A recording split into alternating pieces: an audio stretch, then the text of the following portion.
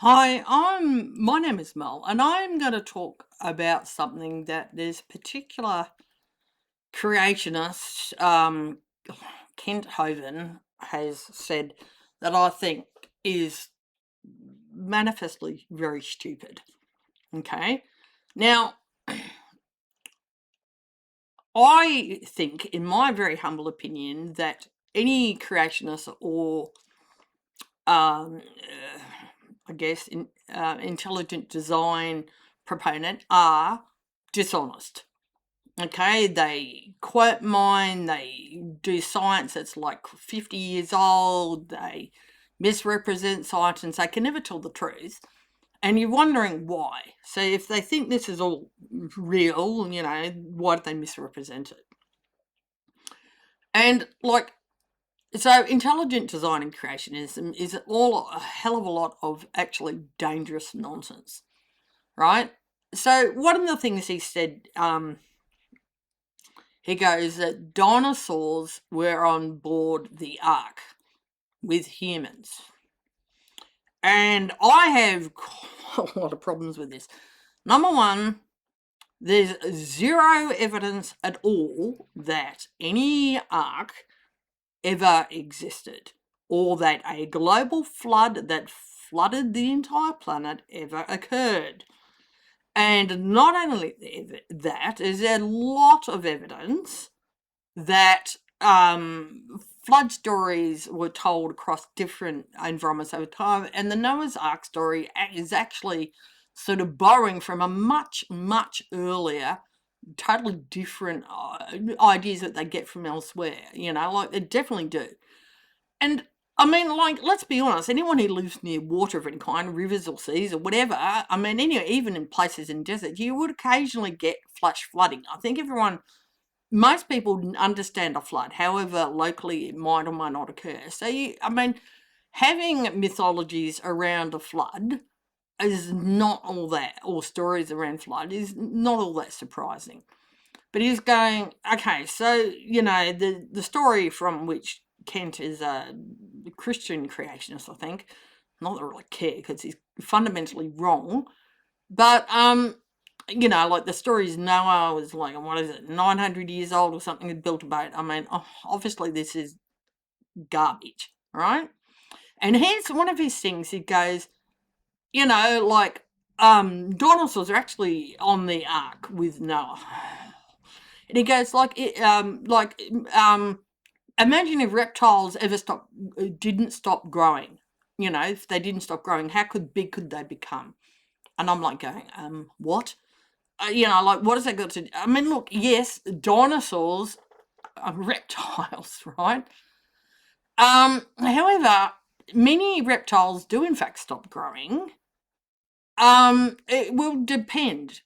Some have determinate growth. They stop growing, right? Lizards and many smaller species like chameleons, iguanas, and geckos completely stop growing a few years after reaching adulthood. Bearded dragons stop noticeable growth around about 18 months of age.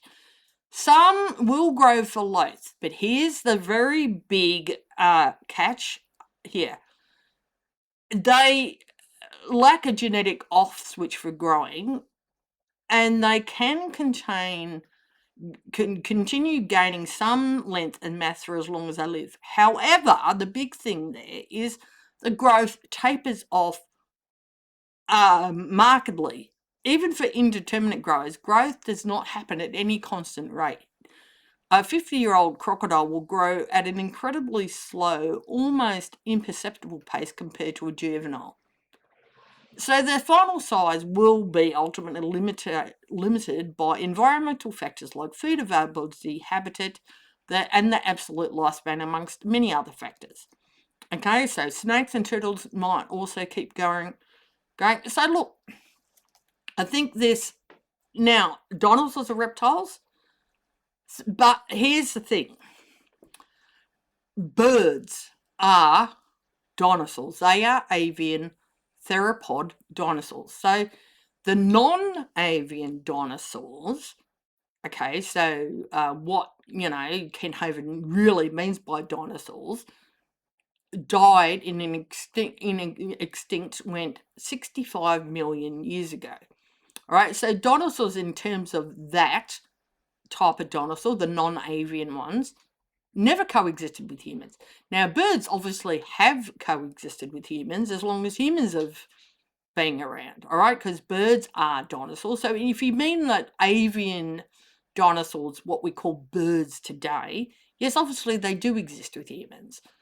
And that a lot of boats have birds on them because birds, like, ships can disturb the water, creating fish and all that to come up. So birds will go on, place to land on the middle of a, water. They can go place to poo on. Let's be honest, place to lay their eggs on and get fish and other food and whatever's lying around, right? And some people adopt birds and take them on boats at other places, just because they can. So, but non-avian dinosaurs, in the way that Kent means, have never coexisted with humans. But avian dinosaurs, or birds, have and do exist with humans. All right, there's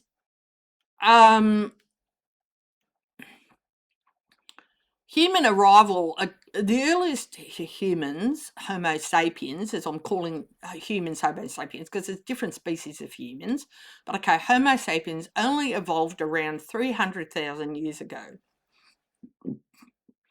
Not the 6,000, the earth and life and earth and everything else didn't start 6,000 years ago, as many creationists and others claim, because that's total bullshit too. Sorry, but it is. While T-Rex and Triceratops never saw a human, a branch of small feathered theropod dinosaurs survived the mass extinction. Over millions of years, they evolved into more modern birds. In a strictly biological sense, birds are living dinosaurs, meaning you interact with avian dinosaurs, as I've said, every day.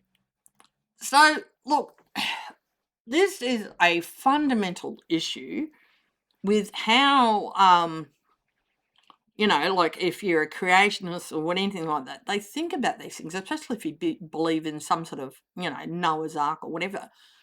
I mean, it's deliberate misrepresenting of science, and they go, like, if you read the Bible, and I've read it, and I don't know why you would take a story, and it's two different creation stories, by the way, in Genesis, and then the later, the one in Genesis of Noah, as being what actually literally happened. God didn't personally come down and write this book, and even if it did, you don't think God can be wrong? I mean, like, I don't know. I don't think there is a God, but that's got nothing to do with it. I mean, but like, I'm really just going, why on earth would you look at a scripture for anything to do with how, like, biology, chemistry, physics, or about how life in general? I mean, I'm not talking, like whatever, spiritual truths, whatever that means to you, or, like morality. I don't think there's a lot of that in those books either, but okay. But I mean, why on earth would you think about the people who wrote these books writing their best understanding of what was going on at the time and operating from earlier cultural myths and stories, which it's been definitely shown to have occurred. Okay, it's so much proof beyond, it's not even funny. So why do you have to insist that your particular interpretation of your particular version of your particular holy book has to be completely and totally true and it's inerrant, blah, blah, blah? I mean, none of them are inerrant. I hate to tell you this, and I don't mean to be offensive, and if it comes across that, well, I'm sorry, but they're not inerrant. They have definitely a lot of problems with all of these religious texts. And the being not scientific and not historical, big part of them. They definitely are not science books. They're not history books. Okay, now, if you're going to use these books for anything at all, you can look at how the cultures, and the Bible isn't just all one book. Even Genesis has had multiple different sources and people going through that book multiple different times over thousands of years. I mean, like, and other books are the same as well. Other religious texts are just as bad. I mean, look, there's no possible way that anyone, someone could have been very holy or whatever, have believed in God with all their heart and their mind or whatever, does not mean that everything they ever said, wrote, or did ever came from a God. That's a holy. I mean, you'd need to demonstrate, one, there was a God, two, but two, you've got to look at it's just because something, like you go say God wrote it. No, it didn't. God influenced. How do you know? I mean, you don't. And I think this is where, I have a huge problem with creationism and intelligent design. Because one, it is complete bullshit and it's harmful nonsense. Biological evolution is a scientific reality. Now, it is subject to change. All science is subject to change because it changes with how we research and more evidence come along. But there's so much evidence beyond that backs biological evolution. It's ridiculous. But they don't want to see that. They just want to sit there and try and poke holes in it. I'm not saying you can never ask questions. Of course you can and you should. But to sit there and go, even if biological evolution was proved wrong tomorrow, which I don't think it could be, but even if you could, does not make creationism or intelligent design the hypothesis. Now, people do test biological evolution every day, all the time. Thousands and hundreds of thousands of people across the world test it in multiple different ways, multiple different methods, doing multiple different things, okay? And, geology comes into geography, all sorts of chemistry, physics, blah, blah, blah. So this is not just an assumption. We don't believe it. It is reproducible. It makes predictions. It meets. We can show how mechanisms work. We can understand the genetics. We can understand. There is probably still a lot to find out. But to say it's all going to be just overturned tomorrow is ridiculous. I mean, and it's not going to happen, but it is falsifiable. So you could say, if I were to find, say, a human skeleton, like in a layer that represented the same layer as non-avian dinosaurs, that would be a problem. That would create something. Okay, how did it get there? Why? What does this mean? All that sort of stuff. So no one takes this on any it's not a faith. We accept the evidence because the evidence is so overwhelming, it's beyond funny. And I think it's taking away a vital part of how we understand our environment, how we got here, and who we are in the world. And I think creationism and intelligent design is fundamentally, psychologically, and physically harmful. It just is. But this nonsense that, that because some reptiles do not stop growing. Just imagine if they could get really, really big. I mean, for a start, even the non-avian dinosaurs, some of them were quite big. Some of them were quite small. They weren't all huge. Some were medium, some were smaller. They varied in size depending on the species and all of that sort of stuff. Okay, they weren't all ginormous. And so not all birds today, which are, as I said, avian dinosaurs, they're all different sizes. You can get some very small, some bigger, some moderate. I mean, so non-avian dinosaurs had all different sizes depending on the species, obviously environment and all that sort of stuff. And some may have grown, to a point and then stopped. Some might have kept growing but had a very marked slowdown in growth rate to the point of being imperceptible. So they would not have just kept getting so much bigger forever. Some species were bigger because that's how they evolved over time to get bigger. But these all had non-avian dinosaurs and avian dinosaurs, like every life form on Earth has a lifespan. Okay, so evolution works on many different things, but natural selection being primary there. And I mean, I think this is it's got to be one of the more ridiculous and harmful things I've heard. And Kent, says all sorts of stupid crap, quite honestly. in my opinion, this is just my opinion, and take it for what it's worth, but it's really harmful. And yes, I'm an atheist, but evolution has got nothing to do with that. I used to be a Christian and I accepted evolution. I always have, because the evidence shows it. And yes, evolution should be taught. Creation should not be. Creation nonsense and intelligent design should never be taught because it's not true. Now, you can teach, these are the myths that people believed at the time or taught at the time, but I'm not saying they should not be taught in schools or even in any religious organisation as this is what actually happened, because it didn't. You can say, oh, these are the truth, and what does it tell us about those people? What does it tell us today? I mean, sure, but evolution is just, it's not like biology or science or anything. It doesn't say anything at all about a God. It doesn't mention God. It's got nothing to do with it. I mean, lots of people believe in a God or gods and accept science and they accept evolution because there's no, they accept religion for the reasons they accept religion, but they accept science because it's demonstrable.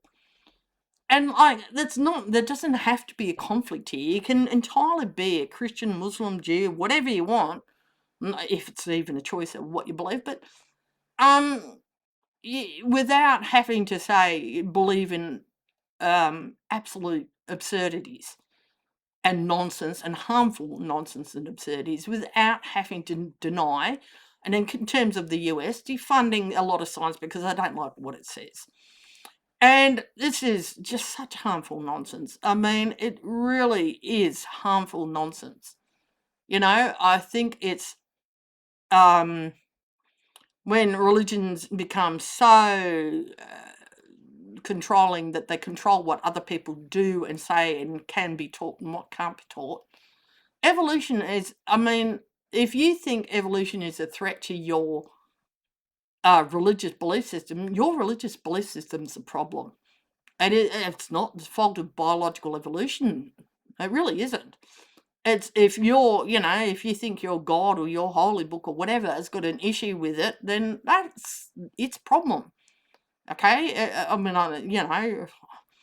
it really is. It really, really is. And I don't know how else to say this to you. I mean, I try to be nice and kind to people because I understand people have different perspectives and different opinions. And Ken Hovind has got a very clearly different opinion, has not come to his opinion. I mean, I think he's, in my very humble opinion, and from all appearances that I can see, I think a certain amount of it is grift. I don't know what he honestly believes. I couldn't even begin to tell you. He definitely does misrepresent it. So in some part, he must know it's all bullshit. From my opinion and from my viewpoint, from where I can see, but goodness only knows, he certainly makes a fair bit of money at doing all this crap. And I mean, the problem is a lot of people have not had a good education where they or even understand a lot of things, and misrepresenting biological evolution in a very deliberate and underhanded way, like all creationists and all intelligent design do, knowingly or unknowingly, but they definitely all do misrepresent it and outright lie, is not helping. Now, if you want to talk about, a god or gods or religion, okay, talk about it, but like leave out this harmful creationist and intelligent design bullshit, and it's quite frankly is bullshit, out of it. It does not help. I mean, honestly, it's got to make you are just flat earthers, really. You think there's this big conspiracy amongst people to try and deny the reality of some god through biological evolution. And you are just flat earthers of another name. You're flat earthers, or you're biological flat earthers. You're just flat earthers. And I think you're doing a harm to your religion. Now, and as an atheist and non-religious person, I personally couldn't quite give a stuff. But what you do to your own religion, but there are a lot of really good people who are religious out there that I think you are harming them by saying, oh, you're not a good Christian Muslim unless you deny the clear evidence of biological evolution. And then that's harmful. You're not one of us. You're one of them. You've been deceived by the devil. You've bought into... That's crap. I mean, what the harm that you cause people psychologically and every other way is just catastrophic. I mean, you're destroying your own religions. It's making your religions to be not very credible. And I really think you should take a long, good, hard look at yourselves. So if you are a creationist or an intelligent designer, you really need to have a long, good, hard look at yourself, because I don't think you want the truth. I don't think you want to accept or understand biology. You won't study it in any kind of real or actual sense to understand what biology or how evolution works. You won't even look at it. You'll just sit there and listen to creationist or intelligent design claptrap to keep you in your little thing. And aren't I the ever so good God believer who's going to get all the rewards or whatever? Makes me so much more moral and better Christian or Muslim or whatever, whoever, than I can be. And I think that's despicable in the extreme. And as I said, like, there's a lot of harmful beliefs out there, but like evolution is not a harmful belief. It's just accepting the reality of what science shows us. Now, all science is like, it's like always up to be falsified. It will always change as our understanding, as our research grows, as our tools differ, as we understand more things. It's always going to change, and that is a good thing. And I mean, this is what I'm saying. You can always question, but do it honestly. Don't sit there and go, oh, don't fucking, like, how did the heart, the lungs, and blood all come into this? And I'm like, oh my God, I mean, seriously, as I said, you don't want the answers. You just sit there and make the most stupid, idiotic arguments, which if you had thought about it and tried not to look like a complete dickhead and asshole on the first thing, I'm sorry to swear here, but seriously, you make yourself and others look stupid. And I think so the choice isn't between, evolutionary biology and religion. The choice is between evolutionary biology and being honestly into not accepting reality. And I don't know what else to say about it. Anyway, this is me. Thanks.